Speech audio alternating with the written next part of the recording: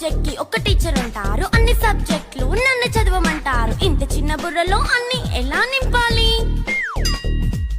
Class work, home work, fair notes అంటారు. Subject కి 3 books పెట్టి బ్యాగ్ నింపుతారు. ఇన్ఫాక్ట్ నా బరువు కన్నా నా బ్యాగ్ బరువే ఎక్కువ.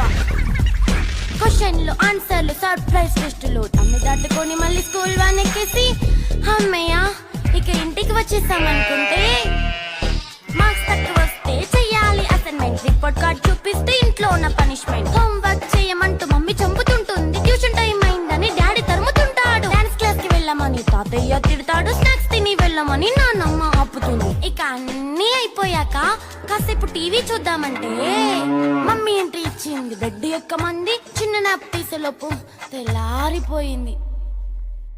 అయ్యో మళ్ళీ మొదలు ఈ స్కూల్ కష్టాలు.